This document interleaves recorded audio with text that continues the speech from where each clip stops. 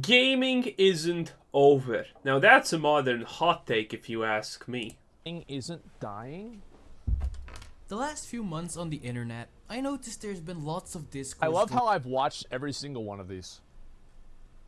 going on about modern day gaming. Oof. Lots of discussions about how gaming is no longer what it used to be. That gaming is being ruined by corporate greed. Yep. And yes, there's lots of truth in those discussions. Monetization being prioritized over fun gameplay is definitely not a lie. Not even full-price single-player games are saved from the flood of corporate greed.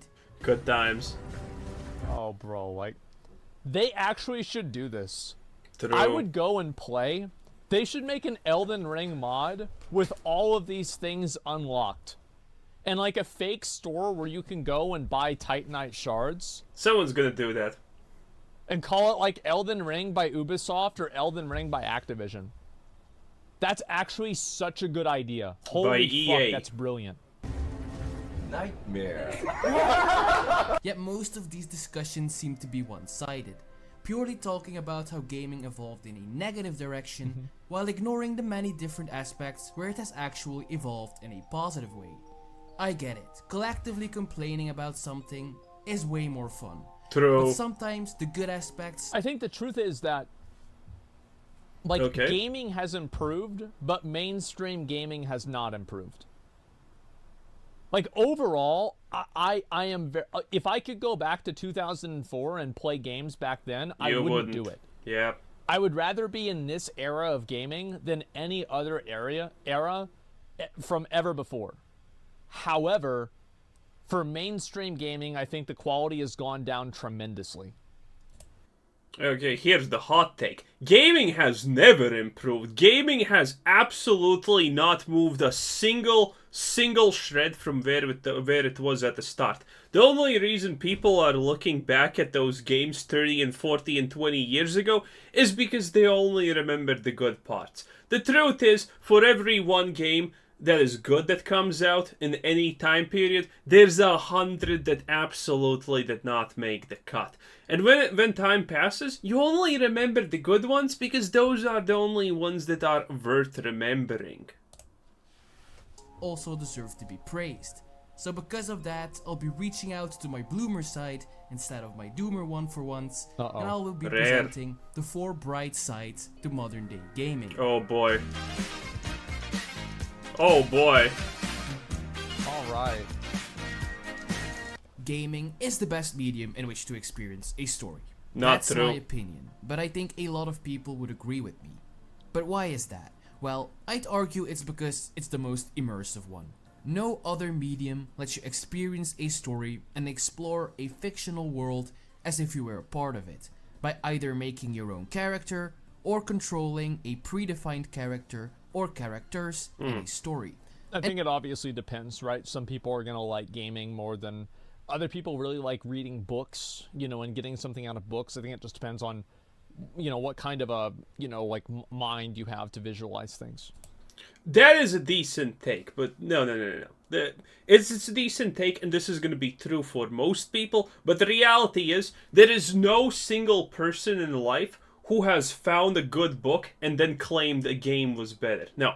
Until the point you find a really, really good book that fits you perfectly, you are going to probably say it's games or whatever. But after the moment you find it, it's not even going to be competition. Every single person who thinks gaming is the best medium just have not found some good book to read. The moment you find it, you're instantaneously gonna forget about gaming as the best medium. I can guarantee you, this is absolutely 100% without question truth.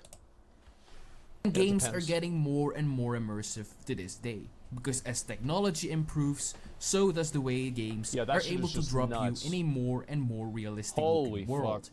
Yes, I can already hear you think, modern games might have better sound, better visuals, better acting, animations, and so on, but that doesn't automatically make them better games. And yes, I agree, it doesn't automatically make them better. If the gameplay sucks, the gameplay sucks. No lick of paint will ever be able to fix that.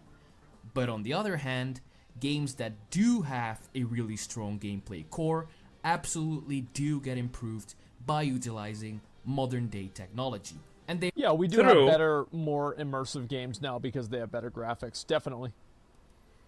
I will go against this point a little bit, because you're gonna follow technology. You know, you're gonna make a game, you're gonna follow and use the best technology available. You're not gonna intentionally use technology from 20 years ago. This is an unintentional thing that happens in reality. You know, games just do it because it's how you do it. Better than how they used to be. Let's take a look into the past. Yeah, we just have Superman 64. Superman 64 looks really good now, but at its core, it's still Superman 64.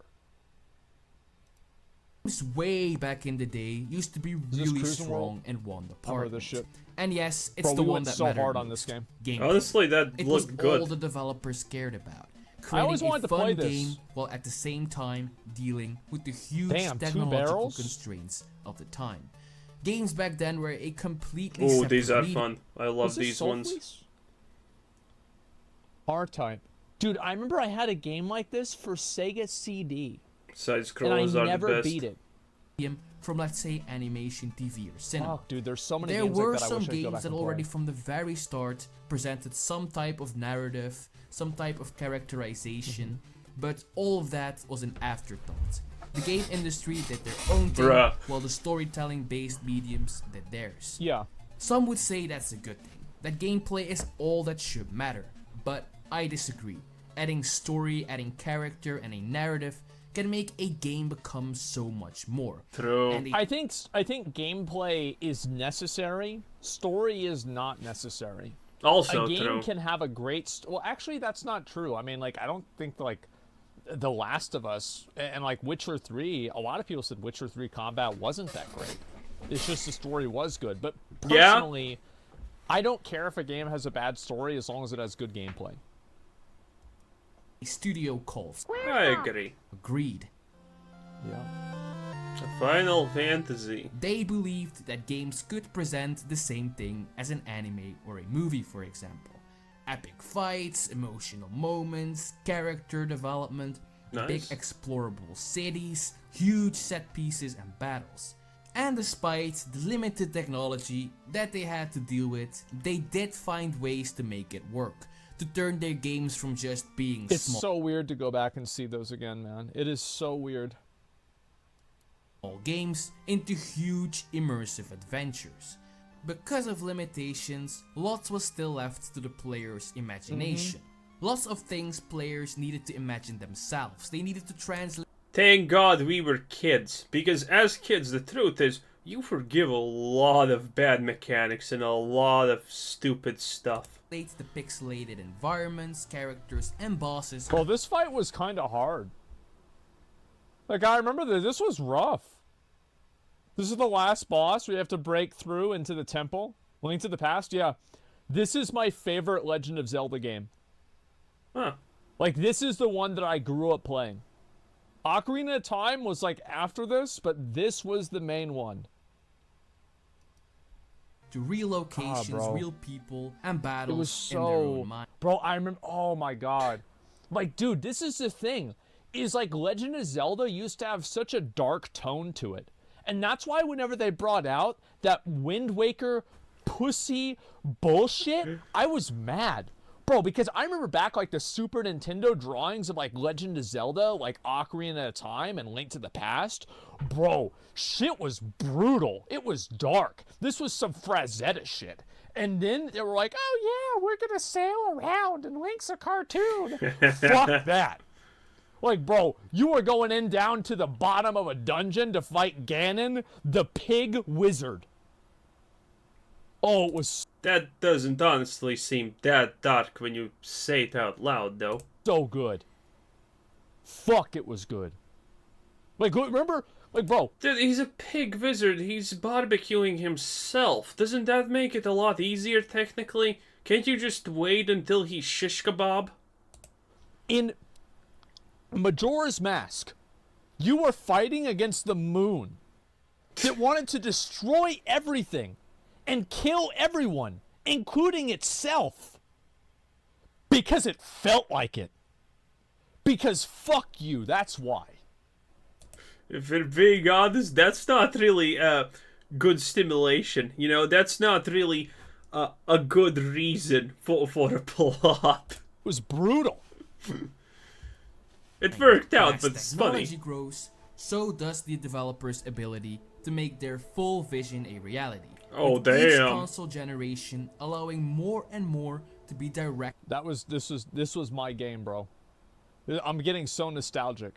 This was my game. If I could say any one game I grew up playing, this would be number one. This was it right here. I would say Yoshi's Island would probably be 2, and Link to the Past would probably be 3. This was a good one, that's true. To be directly presented to the player, and thus leaving less and less things to the player's imagination. Look at those Unreal 5 visuals. Yeah, we the watched future this. of gaming is looking more and more real. Is So that a in game? short, the growth of technology and the way AAA I'm excited developers for are this able one. to fully This is the Lords of the Fallen utilize game. that technology Dude, this is to so make cool. games more Look at that. real and immersive is definitely one positive. Now that's Yeah. immersion and right it there. will only keep evolving from here Fucking. into the future. Yeah. I think the graphical quality, and then also this is another point I'm probably expecting he'll bring this up, is that the barrier to entry to having super high, great graphical fidelity is so much lower now than it used to be. I think a great example is Bleak Faith. Remember whenever I played that Bleak Faith game, and like the graphics of the game, like some of them were literal dog shit, but other parts of them were actually incredible. They were really, really well done. And that was made by 3 dudes that couldn't even program how to make a fucking a menu work. Don't know about that one. Remember whenever I'd lose health and I While opened a AAA menu? studios keep pushing the boundaries on a technological front, it is really the indie game scene that does all the innovation on a gameplay front. It makes sense. AAA That's games true. are way too expensive to make. Somebody it's much safer to for studios love. to just do the same Nice. thing they know will work over and over. Yeah. There's no risk involved that way. So luckily for us, the indie game scene exists, and oh boy has it grown so much from how Oh, indie is huge now. Like the amount of people that are able to like make indie games is crazy. And what's really good about it is like the indie game, like the amount of people that are doing indie games, it creates a symbiotic relationship with AAA developers. Because indie games, in a way, beta test ideas and like approve. That's called a parasitic relationship. Indie games innovate something, AAA games take it, and the indie games can't do anything because the reality is, no indie development studio that's literally struggling to get the financing for their game is gonna try and sue, EA if they steal something from them. Even if it's blatantly clear that they stole it, nothing gets ever sued because you can't. The reason why big companies don't get sued by normal people or smaller companies is very simple. Because if you have the money, you can drag out the court cases in such an extent that you just literally bankrupt the company that is suing you. Of concept for a game, and then you have a bigger game that goes and makes it a reality. So like a great example of this is like, remember like a battle royales, right? H1Z1 was not like this crazy like super high big tech game, and then eventually Warzone came out of that. And I would say Warzone and like Apex Legends and Fortnite in its own way, but like especially in terms of like graphical fidelity, like Warzone and Apex are like pinnacle level games. And yeah, also a good example for this would be Warcraft 3 and the custom mobs there. A lot of things got created from other in-game things. Warcraft 3, you got, classic Dota example, League of Legends and all that jazz. And then in Dota 2, you have the auto chest that was created from that, which was also very, very sweet and still is good. the reason why those games existed is because, yeah, the Arma 3 mod. And so a lot of these games come out of that. Yeah, PUBG. Yeah, and we got PUBG out of that. So it's like a process of growth. used to be. Advanced with stealing. engines like Unity and Unreal, Look at and that. the internet being filled with tutorials and guides, pretty much anyone can make a game these days. And it I'm just gonna ask ChatGPT to make a game for me. I think it's easier. shows because hundreds upon hundreds of new indie games are released every single day. And most of them are unlike trash. AAA companies, indie studios are pretty much forced to innovate and invent new exciting gameplay. Otherwise, there is no way for their game to stand out above all the rest. In this battle royale, I'm not sure that you have to stand out. You do. necessarily, because I think to an extent it's okay if you just do something and it's fun to play and that's it. But I don't know, I'd have to really think about that idea. That is true, but think of this from this way. What kind of indie development studio can ever try to compete with Warzone or anything like that, you know? What kind of indie developer studio can try and compete with League of Legends? They can make a game that's pretty good, but they will never outcompete them. Like, for example, if somebody made a game and it was exactly like Dark Souls, it just had new levels and new bosses and mobs, you don't need to innovate anything. Fuck, just call them Estus flasks. I don't care. Then they get sued by Dark Souls. Then they get sued by Dark Souls. You can't copy it, that's the problem. And if you remake Dark Souls as an indie company, you're not going to have the same level of detail, you're not going to have the same level of polish, you're not going to have the same scale, the combat is going to be different, everything is going to be different. If you're remaking Dark Souls, you're not going to win over Dark Souls by giving people a worse experience than Dark Souls. That's just the way it is. I'd play it. Who cares? of indie titles happening Yeah, every maybe it single is. day, only the truly innovative and fun games survive, which results in not only more fun games for us to play, fuck? but also results in AAA companies taking notes that's about cool. what works in the indie scene and then taking it to the AAA scene to continue That- working on the concepts Yeah, with higher there budgets. you go. Exactly what I was saying. An example 100%. for this, and pretty much the one that took the game industry Fortnite. by storm the most, is the Battle Royale genre, which was actually This is a smart dude. I like this guy. invented by one creative gamer Yeah. with the alias of Player Unknown. There he is. He first created Battle Royale modes as mods for Bro, days remember whenever Dr. Disrespect said he was gonna roundhouse kick Player Unknown through a table or something like that? Because it kept getting disconnected? That shit was so fucking funny, man. Oh my god, it was so good. and Arma 3, and continued to work as a consultant on the popular H1Z1 Battle Royale mode. After that, he started working at an God, indie dude. studio called Bluehole, H1Z1, not H1Z1, but PUBG is, by the way, still absolutely alive in Japan. It's actually really big there. and created a standalone game balls. that would completely represent his vision with Player Unknown Battlegrounds. the God, very this game, first full dude, release this game battle was so dude, I fucking love PUBG, man. It was so fun. Royale game. Soon Was. after its enormous success, AAA studios had to jump on the bandwagon and collectively made an insane amount of money Yep. off the back of this one very creative mod maker. Shit, Aside you from can do that, the ever-increasing indie scene is also known to have saved tons of old genres from the past, Yeah. like Metroidvania, for example. And boy, are they better than they have ever been. Yeah, I would say so. I mean, like that one game, the new Metroidvania game that I really want to play is Blasphemous. No I saw a idea. video of a boss fight in the game, and it was like, this is what I imagined Castlevania to look like whenever I was 6. And how can we forget about survival horror? How the indie scene pretty much true. carried this genre on its back for years Nice. after AAA studios completely gave up on them in the PS3, Xbox 360 era.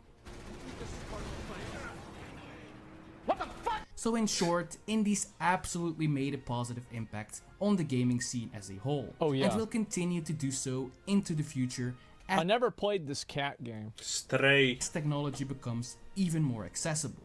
Pretty I can't cool. wait to see what creative experiences Yeah, this is yeah. This here is we the go. best creative experience. devs from all over the world will be able to come up with.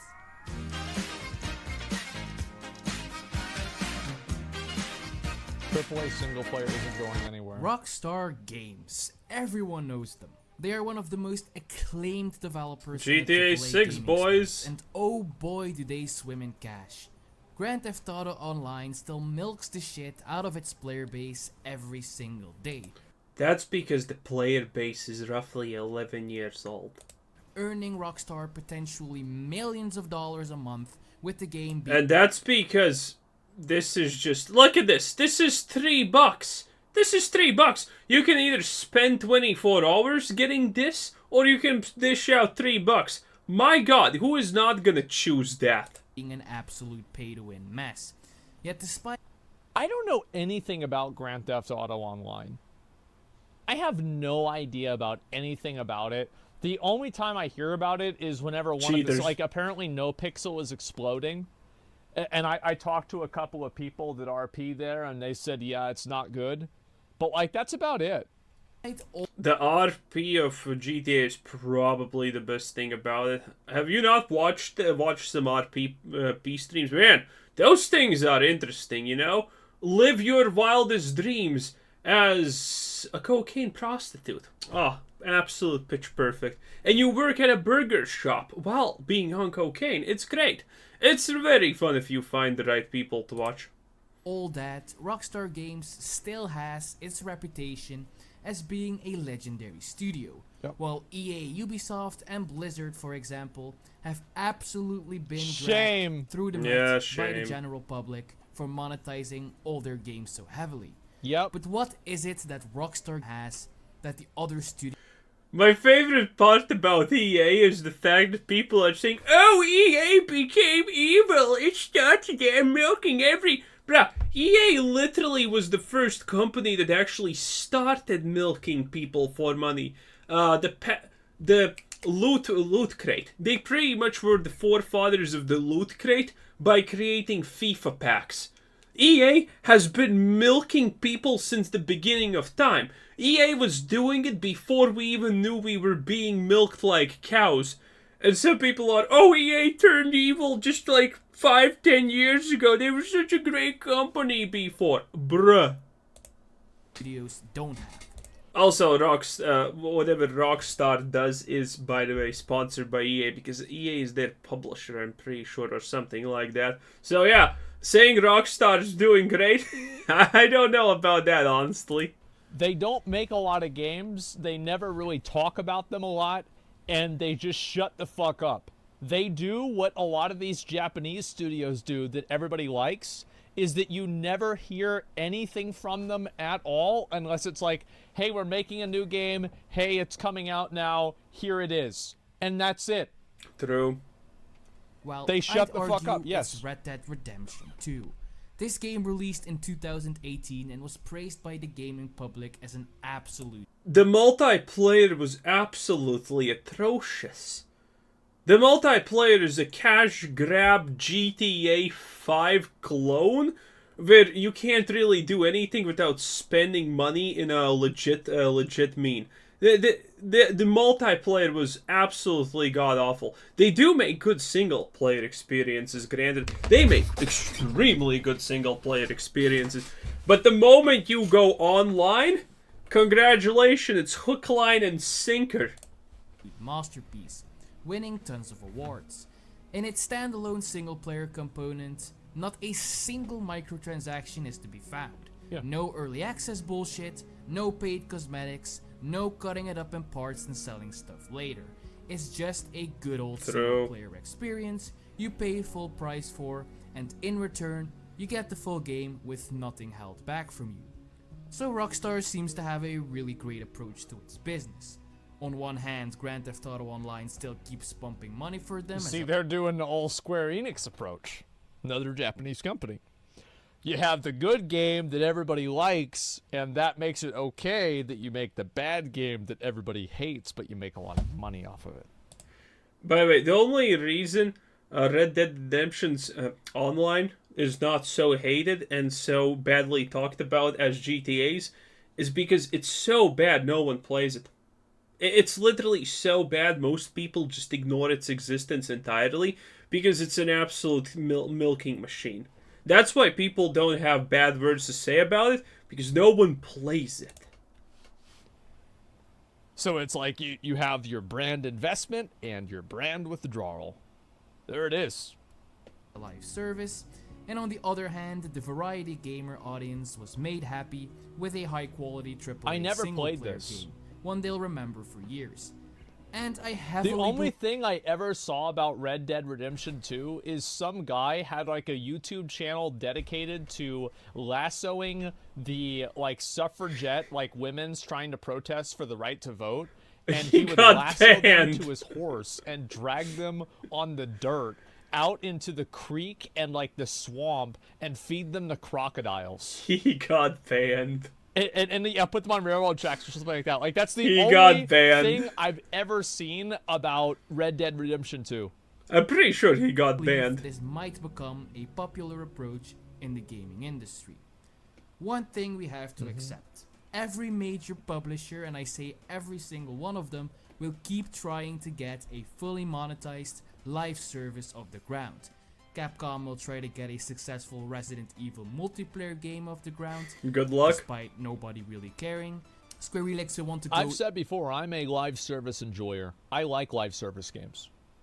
It doesn't mean I don't like other games that aren't live service, but I don't dislike live service games categorically.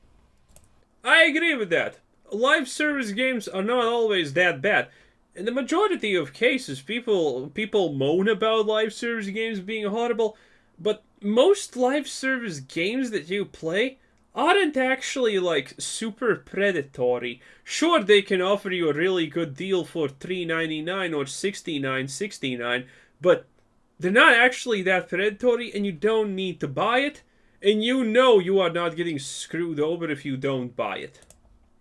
Even further and get an NFT live service off the ground. Still feels bad though. Blizzard, well, will just... They have Immortal. Yeah. And even PlayStation Studios, known for their high-quality single-player games, has announced that every major one of their first-party studios has at least one multiplayer title in development. Despite all that looking really terrifying, single-player audiences don't have anything to fear, because of one simple reason. What's the meme? Live services are risky as hell.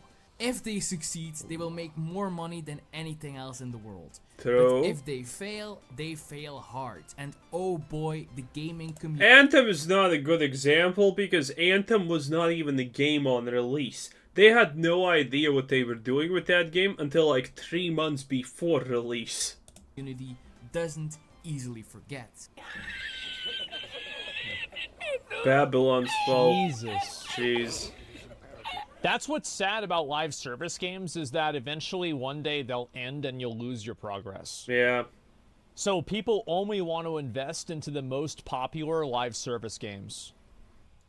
I don't feel like that. I don't care if I stop playing a game and then, you know, I permanently stop playing something and then my progress gets deleted. If I hear about it, I'm gonna be like, aw, too bad. But I will not actually care too much about it. Avengers. Oh, jeez. Oh, that was Avengers horrible. Game was just like, I mean, they... Oof.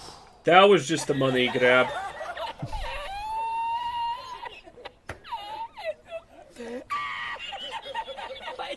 So what the hell is that? AAA... Whatever happened to fucking Halo Infinite, man? What is this? I don't even remember that game. Games will simply never disappear. Releasing one won't make you as much money as a live service would, but if you're a competent game studio, releasing one will be a more assured success. It will still... I wish that, like, so, you want to know who unironically has an incredibly good outlook on this as a company? No? Kick? What is Kick? Kick operates probably at a certain extent as a loss leader for Stake. And Kick itself doesn't make money. Oh, he means the platform. Such a good service, and people are making a lot of money off of Kick, so they go over to Kick. And some of those people go over to Stake, and that's where they make their real money off of them.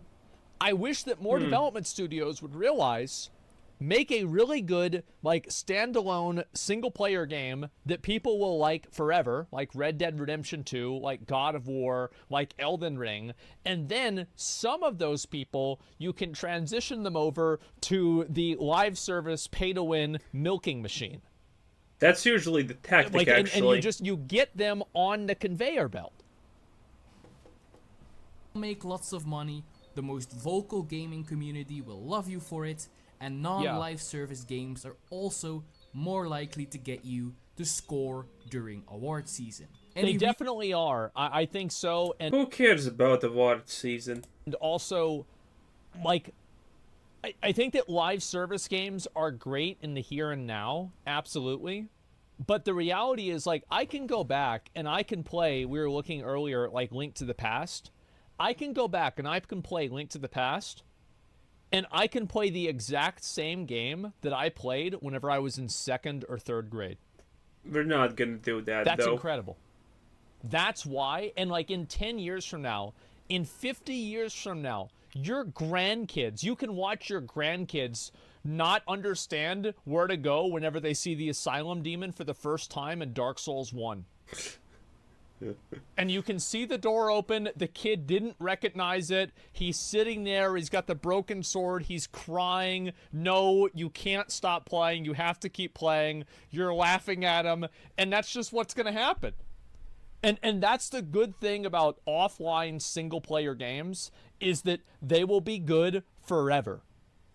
The good ones. Remake is an even easier win for both publisher Get and good, gamer. little buddy, yep. If you look around, Skill you'll issue. see that most major publishers still release so many high-quality single-player games for this very reason. And if you don't see it, well, you just need to look around more. I don't know about that. Yeah, they do release them, but every single-player game has some kind of microtransaction in it.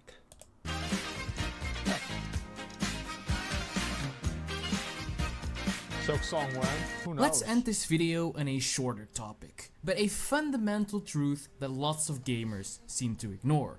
Waifus are the best thing Not all ever. live services are bad. Yep. Yep, True. it's true. True. Lots of them are hot garbage, but not all. Final Fantasy XIV, Destiny, Fallout 76 is good, fight me. World of Warcraft, League of Legends, Valorant, Apex, Bro, Fortnite. what was he doing aiming there? Like, he should not have been aiming there. That's totally his fault. How do you do that, though? And so many more that I can't mention them all. They all have dedicated communities for a reason. And they do very well even 10 years after. The Final Fantasy dedicated community is mentally ill. The World of Warcraft dedicated community is mentally delusional. Do I need to continue? Oh, Diablo 3's dedicated community is... I don't even want to talk about it, honestly. Dedicated communities are not, are not a good thing. Usually, the dedicated communities are completely off the rocker. To their respective release. Yep. And with the growth of technology, the potential these more social-oriented games have to grow and evolve far outweigh the potential for growth in the single-player market. Despite all that, when Like, all these videos are just... Easy milking. It's just me watching videos. That's it. Where is it? Yeah, there you go. You were on it! There you all go. that, when Gaming looking too. at discourse about games, all that is talked about is how live services are stupid and how Yeah. they pretty much ruin everything. Another one right there. And that's because of And that's what I was saying. Yeah, I always get so much shit for saying that I like live service games. course, the angry mob of single-player variety gamers is far more vocal in that field than the people that actually enjoy these types of games. That's what I'm saying, dude. There's so many people that play these like live service games that you just never see them because the only people they talk to are the guys in their frat and the other people that are in their classes in college. Yep. They're like, yeah, bro. Oh my god, bro. We're gonna get this next prestige in COD, bro. It's gonna be so good. Bruh. Which in a There's way a lot is of 'em. understandable Whoosh. because for a time it looked really bad. It looked like the entire gaming industry was about to shift more towards multiplayer and leave single player in the dust. But like the... But it has shifted, I think. No, I don't think it. I'm sure. It has shifted 100%. That's just the reality of it. There are more multiplayer games than single player games. And I think that's just normal because everyone wants to make the money, you know? People are looking at, you know, what's gonna make them money. And then, you know, there's this hill. And there's, oh, look at that. There's GTA 5 somewhere, you know, close to the top. And, you know, then they look up. They see the top. No one cares actually what's at the top. And then they see into the heavens. And they see Genshin Impact. And the fact that it's literally making billions per second. And no one's even complaining because every person playing Genshin Impact knows that they are being taken for a ride. And that, well, you know, they're contributing to the fall of society. Everyone knows that. And everyone wants to be in reality like Genshin Impact, you know. Or GTA 5. I think those are the two prime examples what every gaming developer sees as success at creating money, you know? Everything else I just feel is 100% absolutely below that. And those are...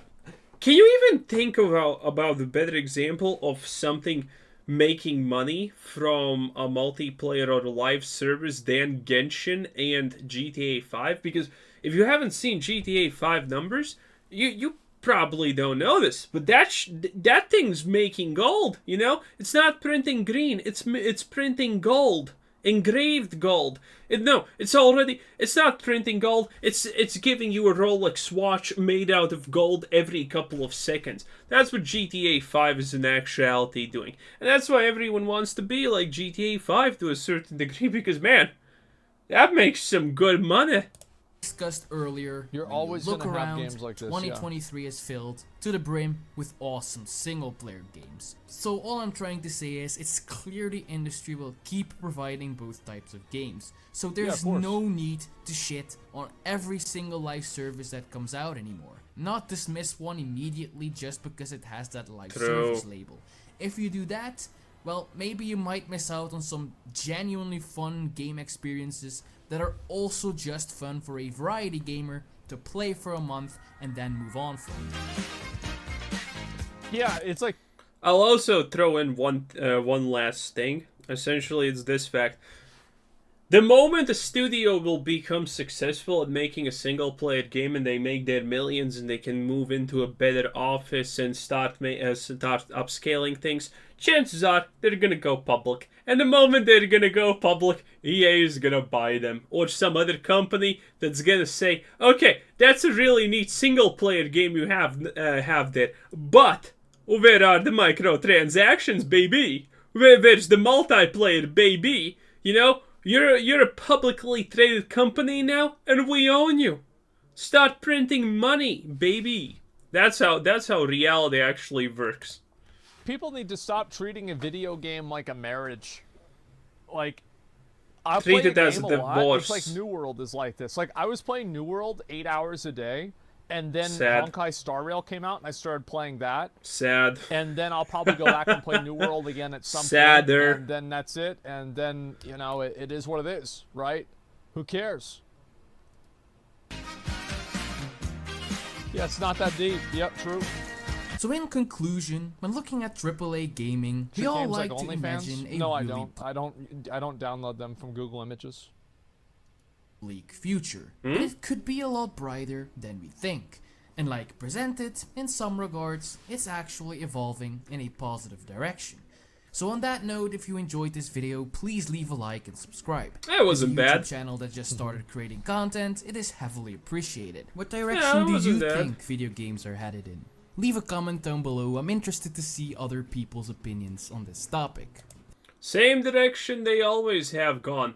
Well, you know, you can be a little bit hopeful about the situation, but essentially, being hopeful about video games is the same situation when you're into politics and you're gonna say, well, 20 and 30 years ago, people actually cared and they weren't all corrupt.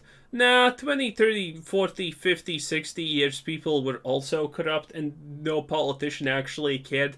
The only difference was you didn't know about it because you didn't have access to enough information to know about it. That's the only difference, okay?